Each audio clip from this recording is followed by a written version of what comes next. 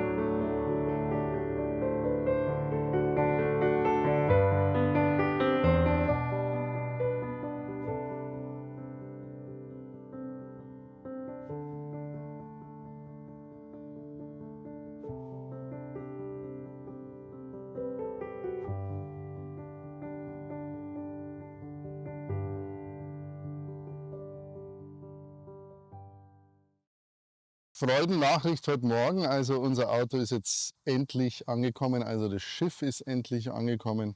1 Monat Verspätung, jetzt heute hier im Hafen von Montevideo, welche Freude. Es dauert natürlich noch 2 Tage, bis wir ihn abholen können, aber irgendwann werden wir ihn dann haben. Der Plan ist erstmal jetzt in den Norden zu fahren, also westlich Richtung Mendoza und dann in den Norden zu fahren, weil für Patagonien ist eigentlich schon zu spät jetzt im Februar. Das wäre eine Riesenhetzerei, da ganz ans Ende zu fahren und jetzt machen wir das Beste draus und fahren dann über die Andenhochstraßen. Da geht es relativ wild Richtung Bolivien hoch. Jetzt waren wir gerade im Amt für Migration und haben eine Bestätigung geholt für den Hafen, dass wir eingereist sind. Und jetzt geht es weiter zum nächsten Amt, um alle Papiere zu haben, um dann auch den Pumper abholen zu können. Hier am Hafen bei der Abholung stehen ungefähr Tausende von Neuwagen. Keiner weiß, wo es hingeht. Wir suchen jetzt erst einmal, unserer sollte eigentlich da rausschauen.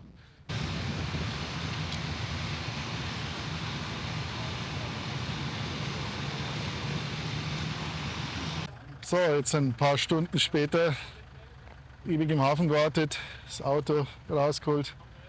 Da ist er, mehr oder weniger so, wie wir in Hamburg eingeladen haben. Leider eine Werkzeugkiste geklaut, aber auf den ersten Blick mal nicht mehr. Trotzdem ärgerlich, aber er funktioniert, er ist angesprungen, die Starterbatterien sind leer. Das wusste man aber schon, einfach zu lange auf dem Schiff gewesen, da gehen die kaputt. Das ist nicht so schlimm, die können wir hier austauschen, die kriegen wir hier. So, gestern 7 Stunden Autoabholung. Ein bisschen was wurde leider geklaut. Aber er springt an und wir fahren jetzt los. Nestor ist ganz glücklich, wieder hier zu sein, in seinem Zuhause. Ja, 3 Werkzeugkisten sind weg. Mal schauen, versichert sind sie. Ob wir was kriegen von der Versicherung, ist natürlich ärgerlich, weil wir erst einmal alles suchen müssen, was wirklich geklaut worden ist. Und dann ist natürlich so, die guten Werkzeugsachen kriegt man hier in Lateinamerika nicht. Mal schauen, was wir kriegen und wie wir es kriegen. Aber Hauptsache das Auto fährt und jetzt fahren wir mal los Richtung Argentinien.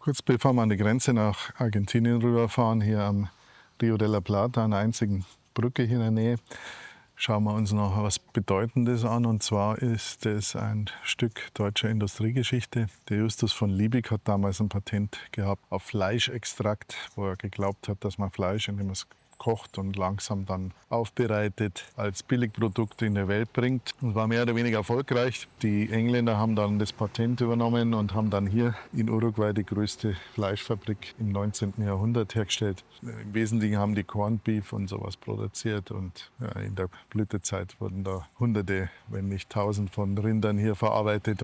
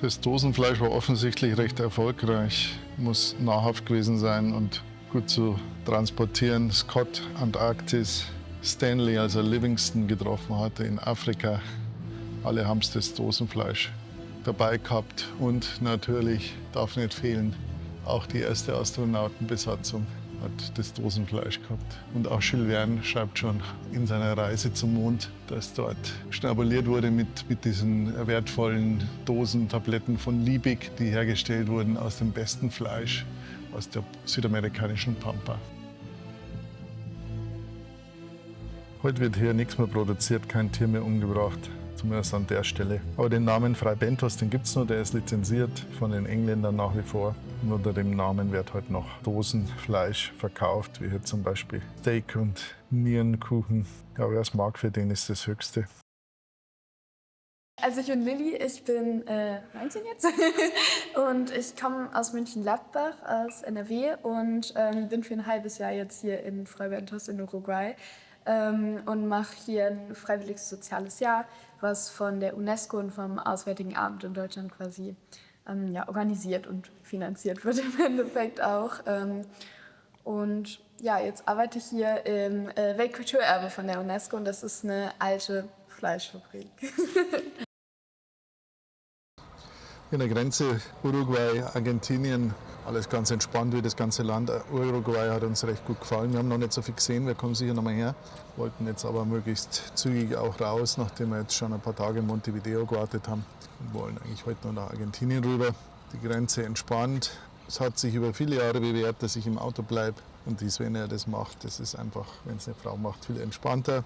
Und sie kann es auch ganz wunderbar, dass sie auf ganz doof macht und natürlich keinerlei Sprache versteht und schon gar nicht versteht in irgendeiner Sprache, was Geld oder sonst was bedeutet.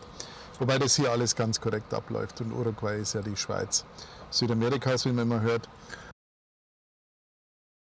Die Grenze von Uruguay nach Argentinien ist geschafft. Wir fahren jetzt über den Rio de la Plata, über die Brücke nach Argentinien.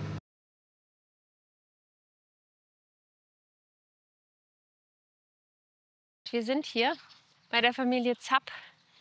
Die verfolge ich seit über 20 Jahren. Und zwar haben die angefangen mit einem Plan, einfach nur von Argentinien nach Alaska in einem halben Jahr zu fahren. Daraus wurden dann lustigerweise 22 Jahre, 5 Kontinente und 4 Kinder. Das gleiche Auto ist geblieben.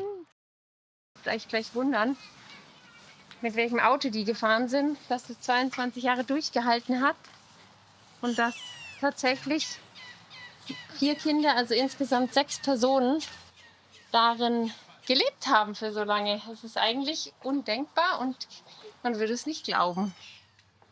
Da steht er. Tja, da sieht man mal wieder, warum ein Engländer mal vor vielen Jahren zu uns gesagt hat, typisch deutsch, all gear, no idea, weil man kann auch offensichtlich ganz unabhängig von der Qualität des Autos durch die Welt fahren. Und nicht nur durch die Welt, sondern die sind wirklich durch die Wüste gefahren und haben also unglaubliche Reisen gemacht. Und immerhin mit 4 Kindern, also 6 Personen. Well, now we don't fit. Like, I can't sit straight. When we were small, it was so funny because we all fitted here. But here, like, it was like Tewe, because he loved the window, to put it down the window. And Paloma and me will sit whatever. And my brother will always sit here, because Pampo always sit here because here was a box with all the books that he will read, a lot of books. And here we will had all the toys. I have a lot of memories. I loved when we crossed the Nile on the hot air balloon. I love when we crossed the Atlantic Ocean by a boat, by sail, and 21 days. And I also loved like each moment, like the beaches, the people, our friends. I loved everything. Thank you. Our journey, our trip was the best thing we did in our life. We never thought it was going to be so amazing, so wonderful, so big, incredible. It was the best thing we did in our life. Yeah, what would you give advice to anybody that Oh, please, just try, give it a chance to yourself, to your journey, to your life. Just try, just give yourself at least, I don't know, 1 month, and you will see that years later you will still thinking, do more. No, we are all traveling because we are all passing by, right? So if we are all passing by, why we don't do a really trip? We had the chance to live in the most amazing, beautiful planet in the whole universe. So let's take that chance, because we have a chance to dream, to love, and to travel.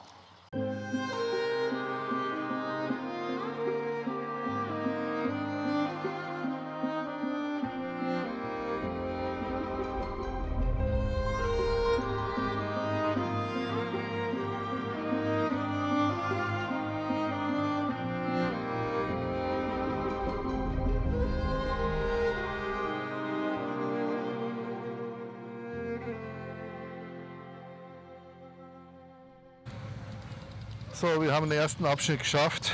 1000 Kilometer durch die argentinische Pampa, Richtung Westen, Richtung Córdoba, zweitgrößte Stadt in Argentinien. Und wenn man durch die Pampa so gefahren ist, 1000 Kilometer, dann weiß man auch, warum man im Deutschen sagt, es liegt in der Pampa, weil da ist wirklich nichts. Nachdem wir den LKW jetzt 6 Jahre haben, haben wir es endlich geschafft, unsere Aufkleber zu drucken und aufzukleben. Das haben wir angefangen damals, als wir in Afrika waren mit unserem Toyota. Und wir wollten eigentlich so die Länderflaggen kleben und dann haben wir uns gedacht, das ist vielleicht ein bisschen persönlicher, wenn wir eigene Bilder machen. Und haben dann von jedem Land in der Reihenfolge der Reise unsere Fotos genommen, angefangen in Deutschland, über Frankreich, Europa, dann die ganze Westküste, Afrika, runter, Elfenbeinküste, Ghana, wo mit die schönsten Strände der Welt sind, im Westen, Togo, Benin, wo der Voodoo herkommt, Nigeria, nicht einfach zu bereisendes Land, Kamerun, Gabun, durch den Kongo, wo wir nicht wirklich geschaut haben, wann Regenzeit ist, und das haben wir auch entsprechend mit Schaufelei bezahlt. Bis hin dann runter in Südafrika, man glaubt es ja nicht, da gibt es wirklich Pinguine. Und dann die Ostküste wieder, erst bei südlicher Afrika natürlich mit den besten Viecherbeobachtungen in Sambia und dann im Osten wieder hoch bis nach Äthiopien, Sudan. Durch unsere Fotos, wenn man in der Stadt irgendwo parkt, ist man natürlich nicht alleine, sondern dann kommen ganz viele, die gucken wollen und die natürlich Fragen stellen. Sind alle ganz begeistert und da kann man ganz gut dann immer die Geschichten erzählen. Da sitzt der junge Che, der in seiner Jugend hier ein paar Jahre verbracht hat, in einem kleinen Ort, Alta Garcia. Gibt es ein schönes Museum und es ist ein interessanter Aspekt, weil ich würde mal sagen, neben den beiden Fußballspielern Maradona und Messi gibt es nicht so viele weltberühmte Persönlichkeiten. Und zwei davon, Evita Perón, ist im Land hoch umstritten, zum Teil hoch verhasst und zum Teil hoch geliebt. Die andere weltweit bekannte Persönlichkeit ist vielleicht der Che Guevara und der wird hier im Land überhaupt nicht hochgehalten. Das wird unterschiedlich gesehen. Zum einen wahrscheinlich, weil er in Kuba gefochten hat und nicht für Argentinien. Aber das andere wahrscheinlich auch, weil er natürlich einer war, der es gegen die Regierung gehabt hat. Und das mag natürlich auch keine Regierung der Welt. Insofern gibt es hier meines Wissens kein einziges Denkmal oder so für den Che Guevara. Uns interessiert er vor allem für seine tolle Reise durch Lateinamerika, auf deren Spuren wir auch teilweise unterwegs sind. Und das ist natürlich ganz was Besonderes. Da gibt es ein tolles Buch und auch einen schönen Film dazu. Guck mal, das ist ja spannend. Der hat Medizin studiert in Buenos Aires und dann ist er mit 21 auf so einem, wir würden heute sagen, Klapperfahrrad mit Minimotor, 4000 Kilometer, die Route eigentlich ganz gut, die wir jetzt mit dem Auto gefahren sind, über Cordoba durch Argentinien gefahren und hat die sozialen Verhältnisse zum ersten Mal, die Unterschiede so richtig wahrgenommen. Nach seinem Kampf in Kuba war er eine berühmte Persönlichkeit. Er ist weltweit gereist, in Afrika gewesen. Er hat dann nochmal später versucht, sogar im Kongo zu kämpfen, um dort die Regierung zu stürzen. Ist dann nach Bolivien, hat dort nochmal versucht, eine Revolution mitzutragen und ist dort zum Tode verurteilt und erschossen worden. Alta Garcia ist auch berühmt für seine Jesuitengebäude aus dem 17. Jahrhundert. Jesuiten kommen hierher in der damaligen Stadt Paraguay, Hauptstadt Cordoba, gründen Universität mit einem Kollegium und haben hier im Umland 5 oder 6 verschiedene Landsitze, wo sie die jeweiligen Regionen verwalten, Landwirtschaft betreiben und ihre Missionstätigkeit. Ist heute natürlich hoch umstritten. Ein spannendes Kapitel trotzdem in der Geschichte und Architektur spiegelt es wider, europäischen Einfluss, der dann hier aufgeht mit den lokalen Besonderheiten.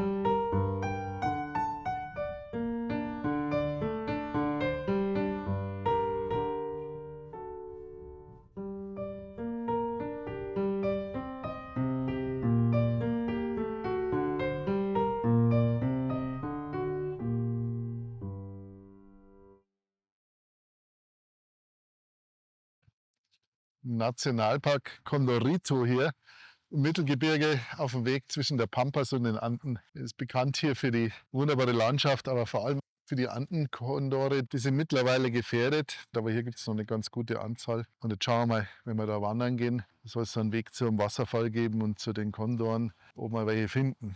Auf geht's! Auf geht's. Und hier ist ein wunderbares Pampasgras, das ist nach Deutschland, nach Europa eingeschleppt worden. Ist eine Pest, aber sehr dekorativ hier und hier gehört es ja her.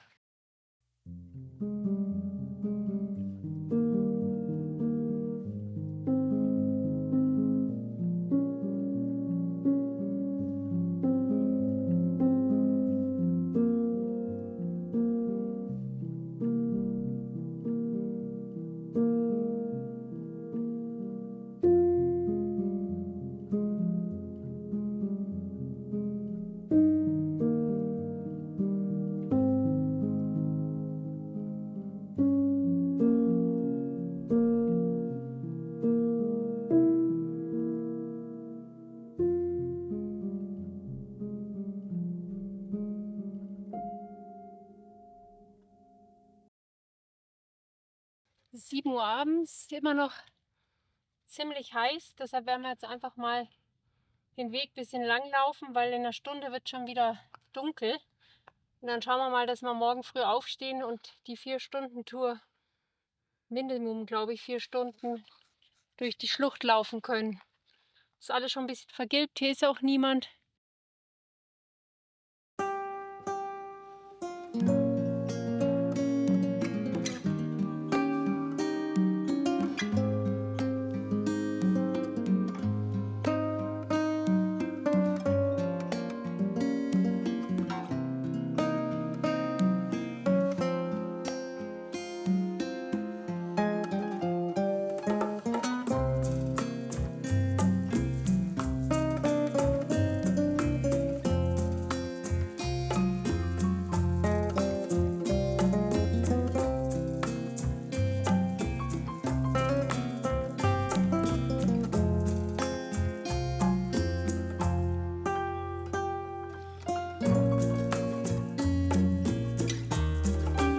Die Wanderung durch die Schlucht ist wirklich mit das Spektakulärste, was wir seit langem gemacht haben. Man ist völlig allein, wie auf einem anderen Planeten, geht es hier immer dem temporären Flusslauf entlang, wo so leichte Salzverkrustungen sind, die man folgt. Teilweise relativ steil und schwierig runterzukommen. Wir mussten gerade den Nest abseilen. Kommt er schon wieder? Er ist nur auf Jagd. Er hatte keine Einteilung auch für seine Energie. Und was man hier hat, ist, man hat es völlig ohne andere Touristen, ohne irgendeinen Tourguide. Wenn man sowas immer macht, dann ist es immer so ganz, was wir nicht so mögen, was wir immer ganz schrecklich finden, wenn die dann erklären, was man alles da sieht. Also welche Formen von Mushroom und welche Formen von irgendwelchen Virgin-Felsen oder so. Hier ist mal was ganz Nettes, das ist beschrieben hier als der Kuss. Und wenn man es anschaut, das sieht wirklich süß aus. Also der links da mit der Nase, der da den anderen Felsen küsst, das hätte man jetzt unter dem Schild gar nicht gesehen. Also insofern ist das ganz nett hier.